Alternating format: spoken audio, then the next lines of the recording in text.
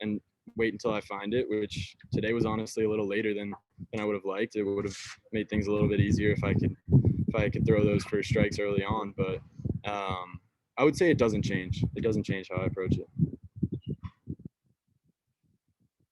Robbie, go ahead. Yeah, Jack, what was the feeling when you got that last strikeout, and what does this mean to you? There's only been, I think this is only the 5th no-hitter in program history. I definitely think it means a lot, but it's a really fun experience for, I think, our whole team, and I think it's something really special to experience with our team, and I'm kind of just grateful for that, to be honest. Chris Harris. I just saw you tell the SEC Network guys that there was no politicking to go back out there in the 8th and the 9th. Can you kind of give us a sense of what it was like in the dugout after the 7th inning, about how you were kind of, treated, and if the coaches even said anything to you at all?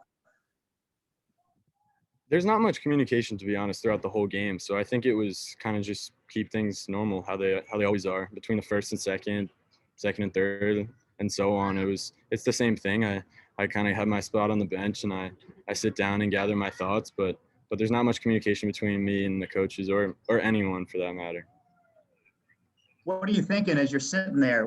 How do you play that out in your mind in those last 2 innings, being that this is, your first SEC game and you had a shot to do this? What's your emotional state right then, or what are you trying to keep it at? Definitely trying to keep it on the next pitch. I mean, like I said, I gather my thoughts in between innings, and kind of there's times where I feel it drifting away a little bit, like drifting to a bigger picture, my thought process, and I really just kind of try to center myself and get back to focus on the next pitch. That's kind of all you can control. So whatever's going on in the game or anywhere else for that matter is kind of irrelevant. Bobby, go ahead. Hey, Jack, could you talk about how you use your in the beginning of the game? Would you talk about how you mix up your sequence of pitches to keep the Gamecock hitters off balance? Yeah, it's kind of like I said. It was the off-speed pitches weren't there to start off, so I was trying to do so, and I would say a poorly thrown off-speed pitch still has a purpose, and that's kind of what we were going with for a while there, because I couldn't really find a feel for the zone with those pitches. But that doesn't mean that you don't throw it. Kind of still throw it, and maybe slow their eyes down a little bit for a fastball situation. So I would say yes, it was mixing up timing, but not as well as I would have liked. Robbie, do you have one more? Yeah, Jack, did you know the whole time that you hadn't given up a hit, or was there a moment where you looked up at the scoreboard and saw that there was a 0 on the South Carolina side? I would say probably like the 5th or 6th inning, I kind of started to realize. I mean, I knew I hadn't given up a hit, and kind of trying to, the whole don't jinx it, don't think about it, kind of trying to convince my mind it doesn't matter. After that inning, I would look up and see the 0, and I would say it doesn't matter. It's still the next pitch. It doesn't really matter what's going on. So kind of going backwards from ignoring it, I actually acknowledged it to myself, and then made sure that I was just focused on the next pitch. Both your parents are here today, right? Yes. Chris Lee, you got one more? Yeah, Jack, your fastball was, I think, 94, 96 early. Late in the game was dipping to maybe 92, 93. And then you ramp it back up there again at the end. I think you're 96, 97, 95 some at the end. Were you taking a little bit off on purpose, maybe middle innings, later innings, and you just found the gear at the end with the adrenaline, or what was going on there? I would say there was a little bit of that, the adrenaline, and kind of pushing through. But again, I hadn't gone that far. I don't know if I probably haven't thrown that many pitches in my whole life. So having not experienced that, it kind of got easier as things went on in a way, because I had such a good feel for the mound, because I had been throwing on it for a while now, and everything just kind of felt normal mechanically. I was just thinking me and the glove, and kind of stay directional to the catcher, and I was getting after it a little more in that last inning, of course, but I would say that's natural. That happens. The velocity will fluctuate throughout the game.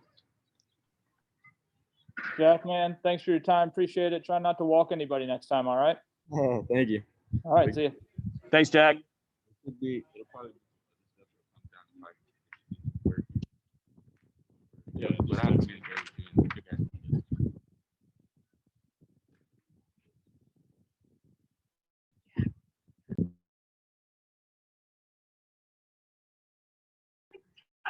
We'll jump straight into questions with Coach Chat. Coach, can you hear me okay? Yep, I can hear you fine. All right, Chris Lee, go ahead. Why don't you start us off with questions for Coach?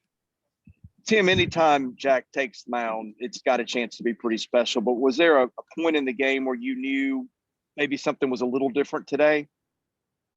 I think in the seventh inning, to me, the fourth, fifth, and sixth, strikeouts are expensive. You know, they're like dog years on a pitch count.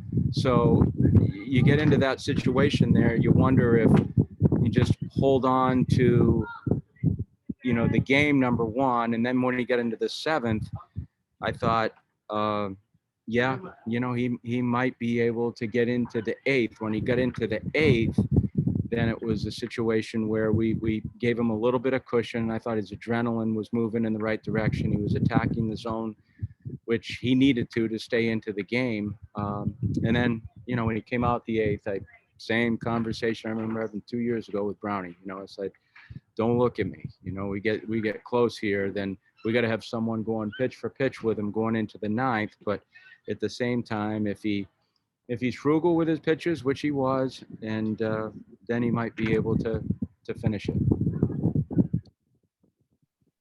Robbie, go ahead. Tim, I saw you talking to Al over, you know, like kind of in the corner. Yeah, how special is this that Jack's parents were able to be here to see this amid COVID, and what Al say to you?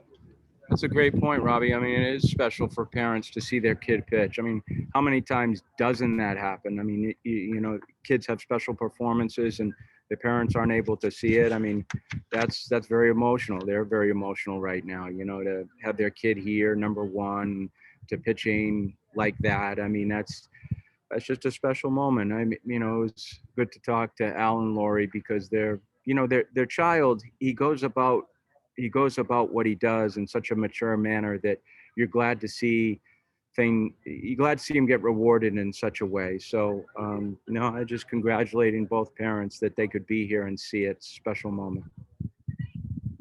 Bobby, go ahead, Bobby.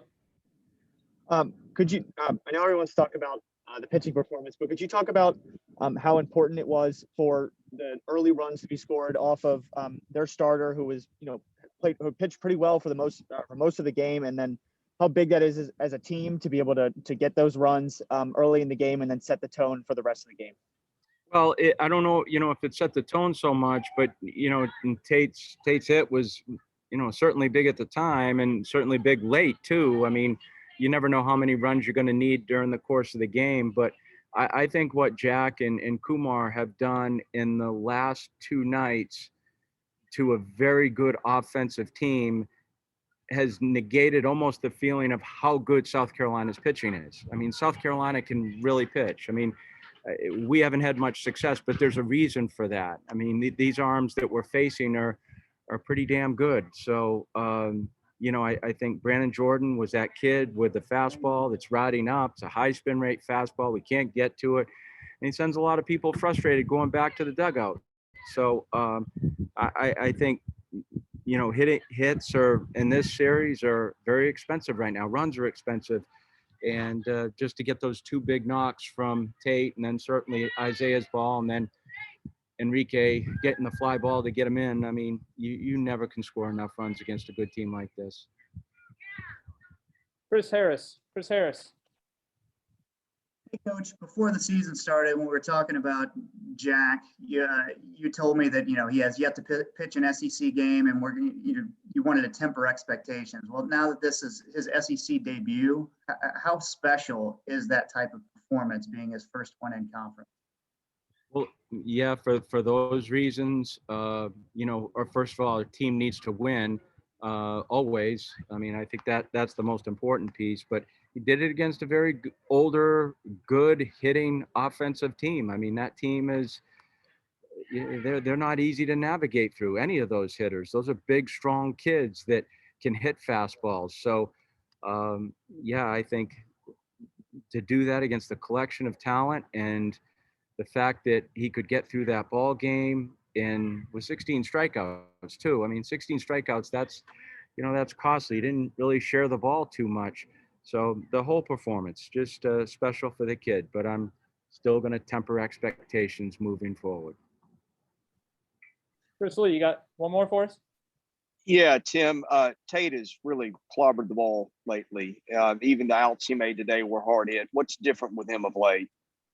I just think he keeps a good disposition to the game. I mean, he's a very aggressive kid. You never see him in any shape or fashion come off of his swing at any point. Even if he doesn't have a day statistically or a day where he helps our club, I mean, he's still swinging the bat the same way. But the personality never changes, Chris. I think that's the biggest compliment I can give Tate is his personality always stays the same, and his disposition for the game is very, very positive. He is a lot of fun to coach. If you had kids like that, you could bottle up their energy. You keep them forever because he just makes the environment better. But I'm glad for him too because he takes a very deliberate approach to what he's doing. Coach, thank you much. Little tidbit, I think Ken Seals, quarterback on the football team, caught one of Tate's home runs out there in the outfield. So put that in your back pocket. That's Good luck for the football season coming up. Yeah, could be. It There could. you go. I like the Ken Seals. Good for him. He might move him to wide receiver. All right. Thanks, Coach. All right. Thanks, gang. Thank you, Coach. Thanks, Corbs. Thank you, guys. See ya. Bye, Chad.